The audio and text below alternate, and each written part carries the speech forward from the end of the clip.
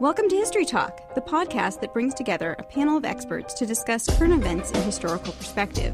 I'm your host, Jessica Viñas-Nelson. And I'm your other host, Brenna Miller. From the infamous Access Hollywood tapes of now President Trump to the allegations against producer Harvey Weinstein, to the hashtag MeToo and hashtag Time's Up movement, sexual harassment and sexual violence seem to have burst into the news cycle. New allegations against powerful men seem to emerge almost every day as more and more women have come forward, and many are heralding this as a new era and a moment of change. But this isn't the first time such allegations have come to the forefront of public consciousness.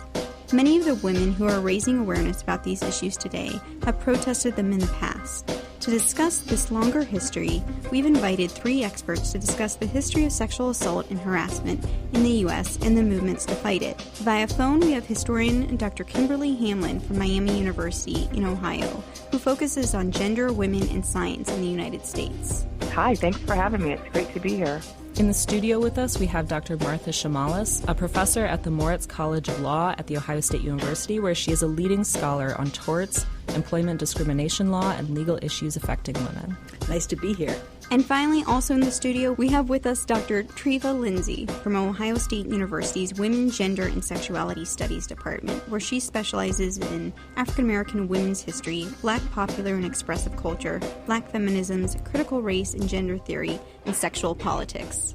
Hello, nice to be here. Thanks for joining us today. What is the Me Too movement, and how have people responded to it? So the hashtag comes into existence in late 2017 in response to Harvey Weinstein and these various very serious allegations ranging from sexual harassment to sexual misconduct to, at this point, allegations of rape and sexual assault.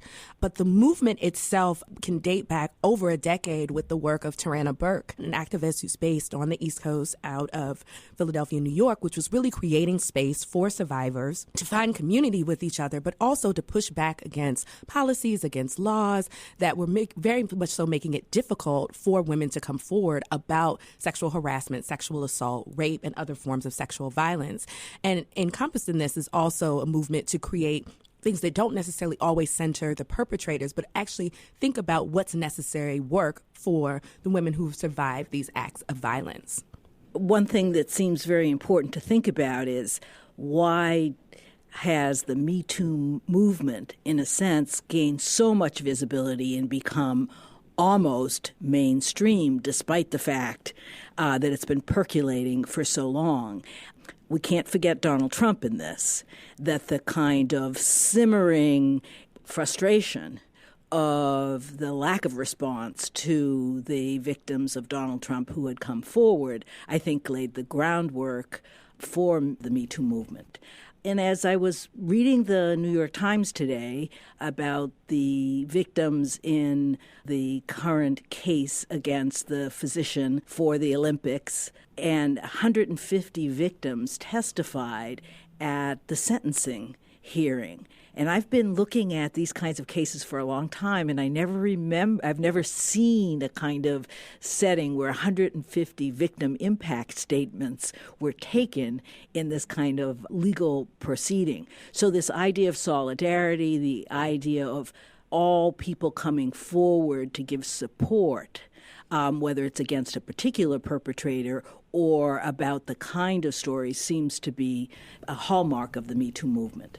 In terms of the momentum of it, I think it's also important to think about the momentum and what it means for women of all generations. I think it's interesting to think about this generationally, and then the sense that it really marks a sea change in things that women in my generation, I'm 43 and older, were taught even still that this is just how it is, and just the liberating aspect of realizing that things that you were told were just how they were. Someone's going to, grab you inappropriately or say wrong things, and you just have to suck it up. The idea that we don't have to suck it up anymore is so thrilling and liberating that I think it really helps perpetuate and encourage women from all demographics and ages and localities to share their stories and just say, oh, thank God we don't have to do this anymore. I mean, it's a historic shift. When Anita Hill was at Ohio State and gave a series of lectures, she mentioned that she had still in her basement hundreds of letters from women who had written her to tell her about their experiences and what her coming forward had meant for them. But they were in Anita Hill's basement. They weren't online. Yes, I think the digital has a large part to do with this as well.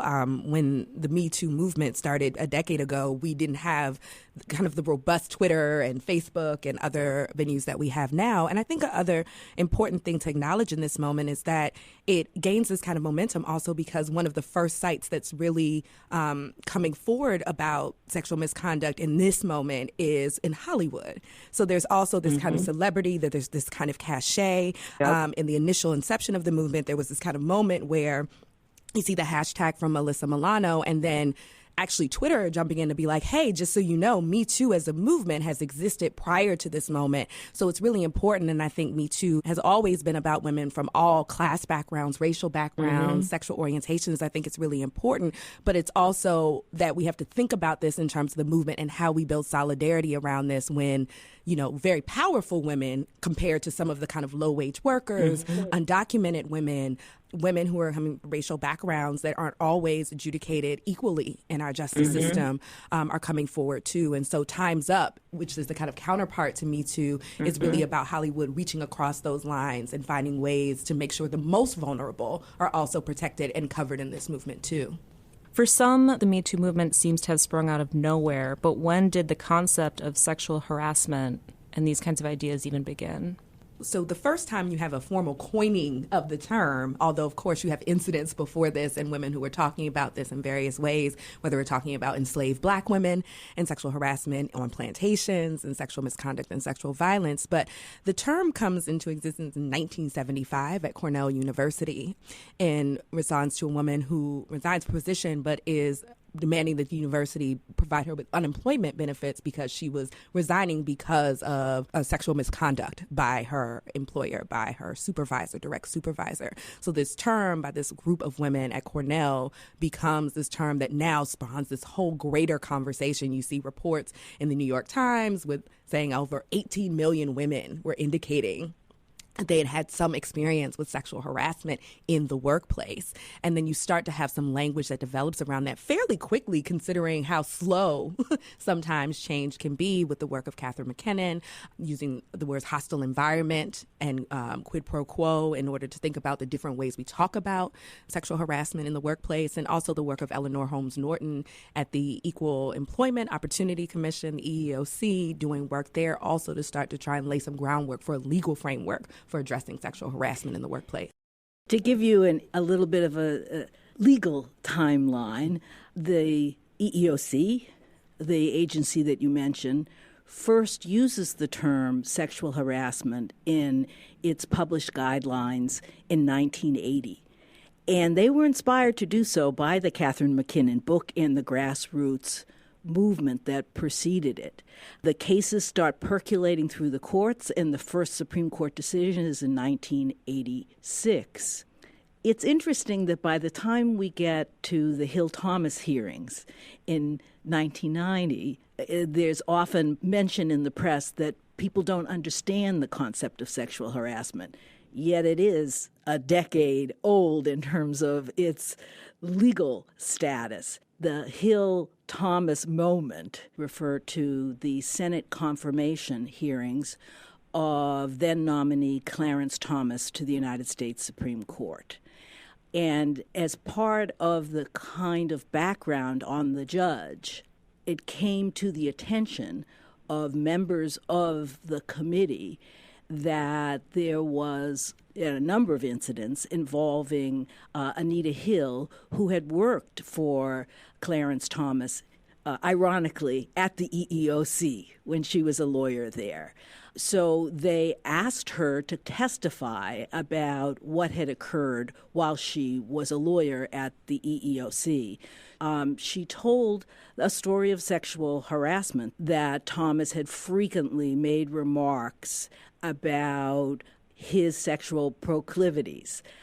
He had shown an interest in pornography and asked Hill repeatedly what she thought of various types of positions. And so it was for that time, rather graphic testimony. And it involved what we now know as verbal harassment. Of course, Thomas was ultimately confirmed and now sits on the United States Supreme Court. But the Hill-Thomas moment really catalyzed the legal concept of sexual harassment. I've been thinking a lot about two things as we've been talking. One is the way in which the Anita Hill trial has played out. So when I started off teaching 10 years ago at the college level, most people it was kind of more fresh in people's minds, and most people, like the students in my intro classes, thought, oh, who knows, he said, she said, and how over time, the pendulum, even before me too, how the pendulum has really shifted so that now when I bring it up, students know less of the details, but the sort of general cultural sense of it seems to be, oh yeah, he was totally guilty, he did everything she said. So it's like, in some ways, I feel like our culture has grappled with that differently even before me too, but one of the many unfortunate things about it is, of course, Clarence Thomas is on the Supreme Court for life, and recently I saw that Anita Hill was appointed to lead the Hollywood Commission investigating sexual assault and harassment throughout Hollywood. And at first I thought, oh, wow, how great. But then I thought, how not great. I bet if I were Anita Hill, I would much rather be sitting on the Supreme Court myself than having to lead this commission investigating sexual harassment, which, really changed the trajectory of her career and her life. And I've also been thinking about the ways in which women entered the formal workplace in large numbers around the turn of the 20th century, and how the very gendered and sexed ways that women came both into what became known as pink collar work, like secretaries, and also factory and lower wage jobs between 1870s and 1920s has also really shaped this conversation. So in particular, if you think about the emergence of the job of secretary, in the 1870s, 1880s, this job emerges as industry grows, as middle management grows. And at first, the job of secretary is a male job, and it's more like an apprentice. And it means you follow your boss around and help him out, and that maybe you too might one day become the boss. But then with the invention of the typewriter, the job secretary changes to be more manual labor, smaller tasks, menial things, and it becomes gendered highly female. So by 1920, I think the studies show that 95 or 98% of all secretaries are female, whereas it used to be mostly male, and that this is a job, as everyone who's been alive or watched TV knows, is also really a place where sexual harassment often happens between bosses and their female secretaries. And of course, it's even worse for women who enter lower wage and factory labor at this time, where the sexual harassment is much more flagrant and generally violent. So I think it also, the history of it is not just a legal concept, it's also a labor concept. I would just add to that also, for Black women and women of color working inside the home during that period is an extraordinary part of how sexual harassment happens in domestic spaces, because the employment space for a lot of Black women is actually in the homes.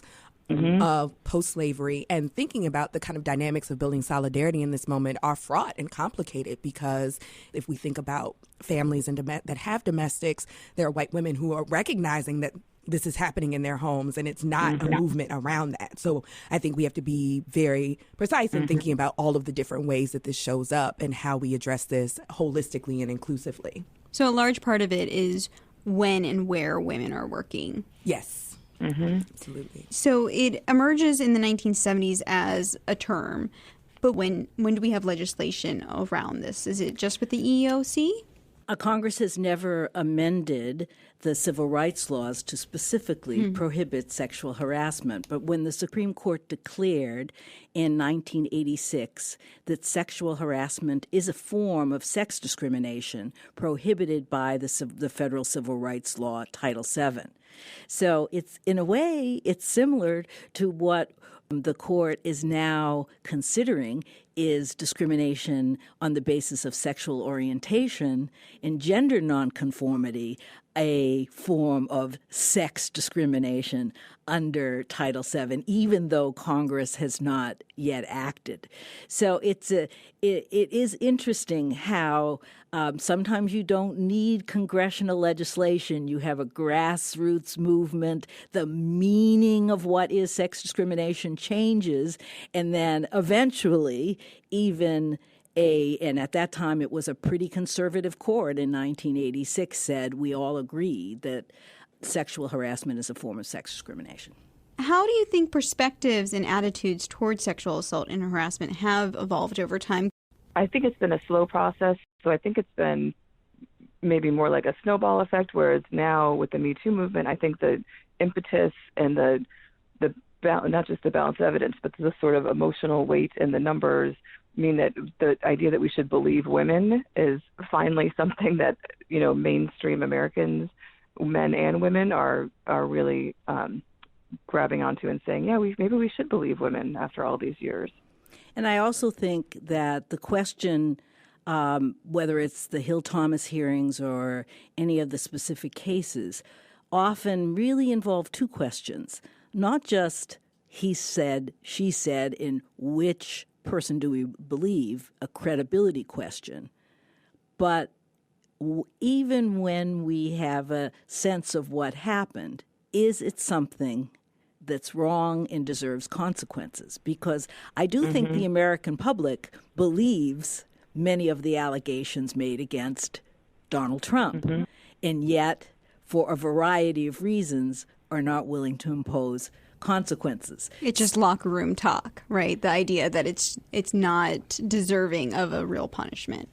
Yes, that it's not serious enough. And I think in some respects that was also present even in Anita Hill. Although many people said they didn't believe her, I think others saw, well, what's the harm in having this discussion? And because both Anita Hill and Clarence Thomas were both African Americans, I think there was a racial element about, well, that's just sort of, they're talking amongst themselves. That's not so harmful.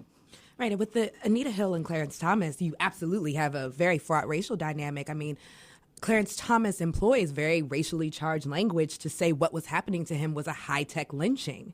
And if you look at the kind of history of lynching as it pertains to sexual violence, right, a third of lynchings occur based on allegations of black men raping white women. There's this really fraught history. So then you have this black woman in the middle of this who works for him, who's also fairly, at that point in her career, a more conservative leaning.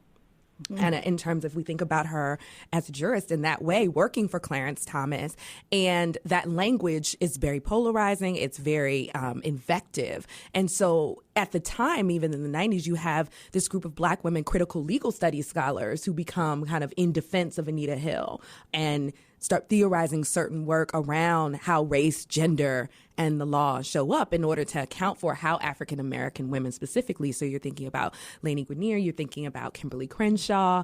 And so there are a number of women who become really forces in the critical legal studies field as a result of this case too. And I think moving forward, what you see on some level is social media has made it impossible to turn away from a lot of these narratives. There's the sheer availability and accessibility of these narratives and who's saying this, and some of these big profile people who've been accused in these moments. And at the same time, you have someone like an R. Kelly who's been accused multiple times of multiple for 20 years, and there's no kind of systemic or collective response of eradicating him, or people who still work with Woody Allen despite allegation after allegation that come out and continual narratives from his family. Even people who've put on things that say Me Too and Time's Up have worked with Woody Allen post this coming forward. So although I see a shift and I see people making certain moves towards believing women, believing trans people, believing men who are coming forward about allegations of sexual violence, I still think we have a culture that suggests that some of this behavior is just what we're willing to accept, and we don't actually think that these actions warrant consequences. So even more than just saying that these are not okay activities, in some cases there's even a backlash against them, that this is just how you hit on people, or what are we supposed to do? So what is that role in Me Too, but also in the past? So backlash occurs even before change has occurred. So it's probably better to call it a preemptive strike. And that's what we're seeing. So there's perennially a kind of intervention or an initiative, or we can say a movement. And then simultaneously, there's a backlash. And what has always been, but is I think even more vivid and visible now, is that there's a pushback from both the right and the left. So the Catherine Deneuve statement in Le Monde, basically she says that the Me Too movement has gone off the rails. There ought to be a right to pester, that this kind of importuning for sex is fine. And she goes so far to say that there really people shouldn't be very upset if a man brushes his sex against a woman on the subway. 99 prominent women in France signed on to the statement. I thought that was like a great mix of backlash from the right and from the left. Partly it was from the left in that this idea of this is censorship, it's going to somehow impair women's agency to talk about this as just Victorianism dressed up. But from the right, it was the same kind of vilification of women who do speak up as this is really not that important. This is something that you can brush off, and that we'd be much better off if you just stay quiet. And what's so fascinating about that you bring up, that you see these pushes from these seemingly oppositional political positions, is that both of them still rely upon the vilification of women and still rely upon these kind of patriarchal ideas about womanhood. So on one hand, this idea that if we're sex positive, then we shouldn't mind being pestered. That doesn't cultivate a sense of consent, healthy or enthusiastic consent, or women's autonomy in a way to want to say no. It only permits women to say yes in that context, or to continually have to say no over and over and over again as a mark of agency, which still is vested in patriarchy in very dangerous ways. And on the right, of course, that vilification comes, so we're just going to cancel all our holiday parties and not have these things because now we can't even talk to women, because that's essentially what Me Too is pushing us towards. And it's like, how interesting that the removal of pestering and demanding that women engage you in sexual conversations is you saying, now I don't know what to say to women. How telling is that about our culture and where we are, that we haven't even cultivated a cultural space? And I'm saying we collectively, not just people perpetrating this, but have cultivated a culture in which the way that we want to engage women, the way we want to engage girls, the way we want to engage people with sexual interest is outside of the realm of enthusiastic consent. That's outside of the realm of saying, what do you like? What do I like? Can we have a conversation about this? And that tells us a lot about how engaged we are and all are invested in certain ideas about how women should respond in sexual dynamics. There's a couple of things we haven't talked about yet. One is the role of Fox News in all of this, and that one of, I think, the precipitating movements was that the women of Fox News, led by Gretchen Carlson, came out against sexual harassment at Fox News. So I think there was something culturally that happened when conservative-leaning women, not left, like somehow if it happened to a conservative woman and they too think it's bad, then it can't just be these left-leaning feminists talking about sexual harassment. So Gretchen Carlson, a former Miss America who made part of her career critiquing feminists, came forward about sexual harassment at Fox News. And so subsequently Roger Ailes and Bill O'Reilly have both been let go, sort of, but with millions of dollars in paychecks. But I think that also changed the left and rightness of it in ways that are tricky and interesting. And then I think we might also think about the Republican Party's response to harassment and assault allegations among their ranks compared to the Democratic Party's response. So I'm thinking, for example, obviously about Senator Al Franken's resignation, along with people who have not resigned or who have not been called upon to resign. And also I'm thinking about the so-called Mike Pence rule, which goes back to what Treva was just talking about in terms of some men saying, well, gosh, I don't even know how to be around women now. And the Mike Pence rule, and I think is built on the Billy Graham rule, that you don't go out to a party if there's mixed company and drinking, and you don't go out to dinner with women, I think is what it is, unless your wife is there. The one thing that enrages me about some of the responses to Me Too and how they have their historical analogs when there was yet another scandal about sexual harassment in the military way back when, because we've had these sort of perennial scandals. Mm-hmm. There was a call to resegregate basic training. Women shouldn't be in the military. Segregation and staying away from women has typically been the response to any kind of airing of conflict. And I do think that we're still at this historical point where we don't get as much explicit discussion of we really shouldn't have women in these jobs at all. Access is something that we're supposed to have. But when it comes to saying that women and others who haven't held the power have a right to equal working conditions, we're still negotiating. So we're still at the level you're in the door. Now, what do you find when you get in the door? And that's sort of been a very, very long discussion. And also this presumption in these same gender spaces that if you take people out as though there's not same gender sexual harassment. I mean, one of the really important moments in the Hollywood aspect of the Me Too movement was obviously the Kevin Spacey and harassing of men, and Terry Crews also coming forward about an incident of sexual harassment and the backlash he's faced and the repercussions to his career in certain way. And by that, I mean Terry Crews's career for coming forward as a man talking about sexual harassment from other men and sexual misconduct from other men. So this idea, even in creating that, even if that was the idea that we're so invested in patriarchy that men and women need to be completely segregated, what does that then do? What we know the seemingly kind of silent percentage, but a recognizable percentage of men who experience sexual harassment and sexual misconduct by other men. And a lot of this goes back to the critique of patriarchy, which is why I think it's interesting that Gretchen Carlson gets the kind of support that she does, given the work of feminists that create the language for talking about sexual harassment and sexual violence and it having these legal repercussions and these kind of cultural repercussions. But then on the other side of that, that there's still an investment in a kind and a form of patriarchy that allows for the culture to perpetuate itself, whereby women still have to think to themselves, should I come forward? Will I be believed? Right. Kimberly, you sounded like you had something you wanted to add? Oh, no, I'm just totally agreeing with you enthusiastically. Enthusiastic consent. Yes. Yes.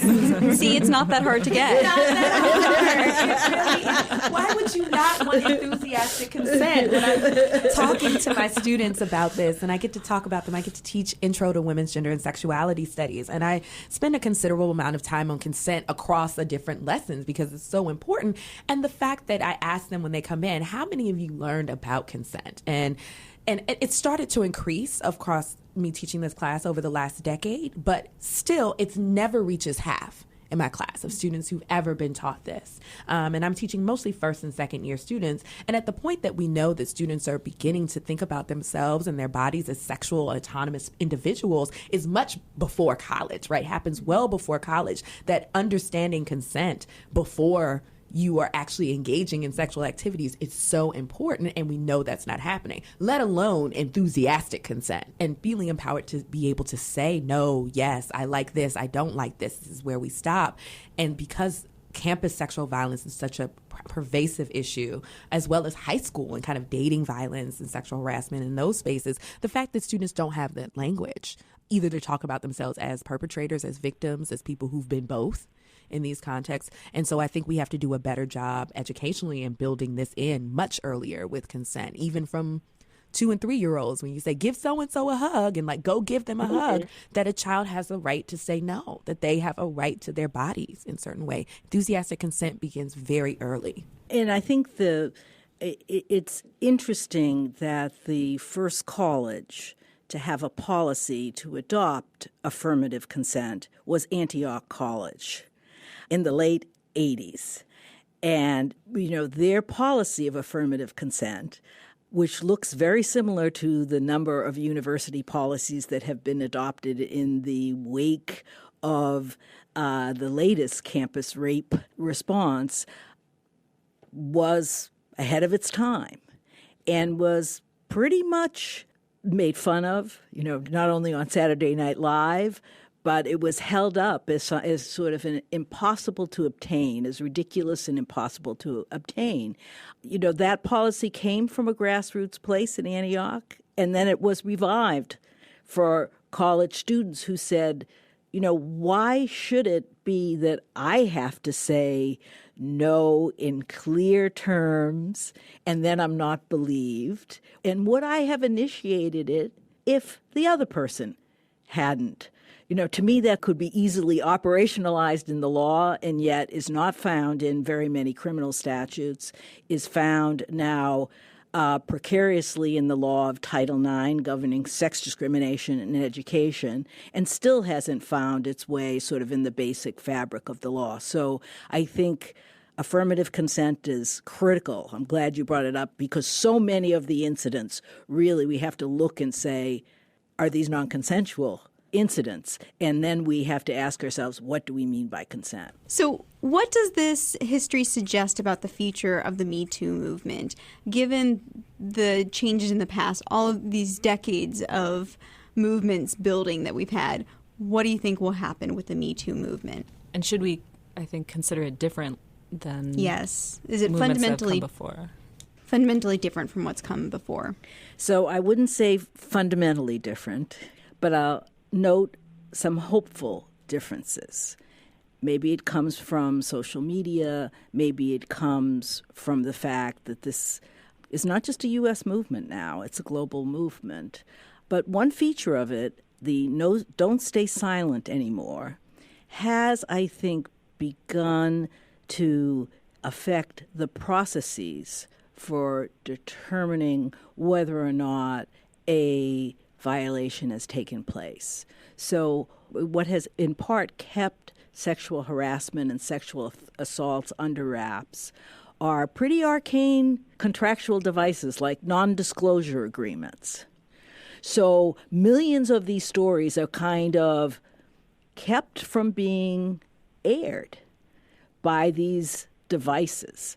And the Me Too movement, and it still hasn't had the biggest impact, but Congress is considering legislation now to outlaw non-disclosure agreements with respect to sexual harassment suits. There's a movement against arbitration. I don't think this is going to change the world, fundamentally, but I think it might change a little bit the balance of power. Two related things that I feel hopeful about in terms of this movement. One is the real attention being paid to intersectional feminism. And I feel like even though there's been many stumbles and some failures and hiccups along the way, that I think that this is a concept that at last everyone has bought into, white women, African-American women, women of color, all sorts of women from different racial, ethnic, and class positions agree that for true change to occur, it has to be intersectional, it has to be for everyone, by everyone, that our movement leadership has to change to reflect this, that our movement goals have to change to reflect this. And relatedly, I feel a real sense of hope around the shared commitment to women in power in corporate jobs, women in power in politics. I feel very hopeful about 2018 elections and the groundswell of women running for all sorts of positions, local, state, national, in 2018. And I think that that's a movement that will keep growing. So I think those related shifts bode really well for lasting positive change. Yeah, I would think it's very encouraging to see, as Kimberly just mentioned, the intersectional dynamics of this, that immediately there was a corrective to this idea that, it honored the work of an African-American woman who started the work of Me Too 10 years ago, that there was immediately people surrounding that, and that you saw in this moment that they weren't just elevating wealthy women who had this, who also are impacted by this, which is important, which doesn't in any way diminish what these women are experiencing, but also turned our attention to incarcerated women being vulnerable, undocumented women being vulnerable, women who are in detention centers currently that are being held, that are vulnerable to this kind of sexual violence, police sexual misconduct against people. So I think it's very important that it's not only intersectional, but that you see this movement accounting for the most vulnerable. And that builds a kind of radical solidarity that I think makes this a little bit different from what we've seen before, but also builds on some of the foundational tenets of this that we see, that is foundationally about eradicating misogyny, eradicating sexism, working against the patriarchy. And the other part is that we're getting more honest and frank conversations, even when they're difficult, about what consent is, what affirmative consent is, what sexual coercion is, things that don't feel quite right but aren't necessarily sexual violence, but we need to talk about because there's still unhealthy sexual practices and engagements that happen among people, of how we want our healthy, pleasurable, enthusiastic sex lives to be occurring in ways that affirm every partner who's involved in that act, and that this movement is finding ways to create language that is fully gender inclusive as well. I'm encouraged by gender non-binary folks and trans folks being part of this movement and being some of the leaders and voices talking about the vulnerabilities in particular for people who are gender non-binary and trans, because they actually are disproportionately impacted by sexual violence in this moment too. Are there specific things that people can do, either individuals or institutions, that will help to ensure that these conversations have a meaningful and tangible outcome? One thing that I think, as an academic, I always think, what kinds of conversations have we not had in the classroom or in our seminars, or at least we want to have again? And one conversation I want to have again is the connection between sexual misconduct and sexual equality. And I think sometimes we miss that connection. And in many respects, as we hear these stories, they are not just a story of a man who had a sexual desire and went after somebody else. Instead, we see that this kind of conduct is used to undermine women's competence, to underscore racial inequality in the workplace, to keep wages down for certain groups and to keep them up for other groups. And so what I would like to do is scale up the Me Too discussion to make it more structural, because I think unless we add that piece and it doesn't just become a dynamic, and particularly a dynamic that involves only sexualized conduct, we're not going to get to that fundamental part where you said it's just fundamentally different. Yeah, I absolutely appreciate that. I think the structural is that next frontier, how we dismantle structures that produce conditions in which this can perpetuate, that you continuously see this, that we are talking about this in connection to the larger kind of history of misogyny, the larger history of sexism, the larger history of gender inequality. We have to be concrete about that, and I think in our classrooms is one great place to be doing that. But I think also just encouraging people to have open and honest conversations about what this looks like. I mean, I think we can get to the structure sometimes through these moments when we say there's something not fundamentally different. You know, it goes back to these consciousness raising groups that are happening in the earlier part of the women's liberation movement of the kind of mid 20th and late 20th century, that there's an importance to talking with each other about what this means, how we create language, and then how we create movement around that, and how we create a societal shift, I think, and a structural shift comes from first identifying what are the ethics of engagement. How do we engage? If we believe that women are fully equal, what does that change about the way that we structure certain things, structure certain institutions? What has to change in order for that to be fully actualized? And I think the advocacy aspect of that, and politicians have to make that a key part of their platforms. I'm looking for that in these midterm elections. Who's putting that as a part of their core principles, their core ethics, their core values in this moment, to say, this is important. We need to create a culture of affirmative consent. And that has far reaches beyond just saying yes and no and doing this in a sexualized context, but about, do we really value all persons, as equally autonomous, fully realized and actualized agents? I think in addition to thinking about social activism and political activism, it's not just how we talk about consent and rape culture and Me Too in our classrooms. I think we also, as academics, as professors, as teachers, need to also support our students on campus in making changes to how sexual assault is adjudicated and reported on our various campuses. I know, for example, at my campus, for many, many years, every time a woman reported a sexual assault, that you get an email alert that lists 5 ways to not be raped. Basically, don't walk alone, this typical victim blaming. This went on for years and years until finally through student activism with some faculty help, they changed it. So I think things like that can happen, are happening, should be happening at every campus in and beyond the classroom. And secondly, I think it's important for us to realize that everything we do is a choice, not just who we vote for and who we support if we have any extra dollars, if we give money to candidates.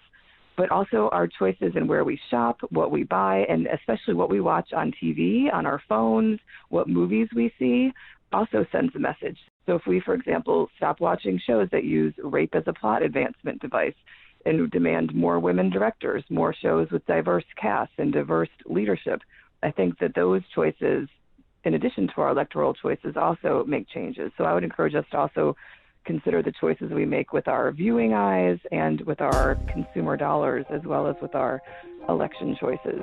We'll wrap it up on that note. Thank you to our three guests, Drs. Kimberly Hamlin, Treva Lindsey, and Martha Chamallas. Thank you for having us. Thanks so much. Thank you. Thanks, everyone. This episode of History Talk Podcast was brought to you by Origins, Current Events in Historical Perspective, an online publication of the Public History Initiative and the Goldberg Center in the History Department at the Ohio State University in Columbus and Miami University in Oxford, Ohio. Our main editors are Stephen Kahn and Nicholas Breivogel. Our audio and technical advisor is Paul Kotheimer. Our audio producers and hosts are Brenna Miller and Jessica Viñas-Nelson. Song and band information can be found on our website. You can find our podcasts and more on our website, origins.osu.edu, on iTunes and on SoundCloud and Stitcher. And as always, you can find us on Twitter and Facebook. Thanks for listening.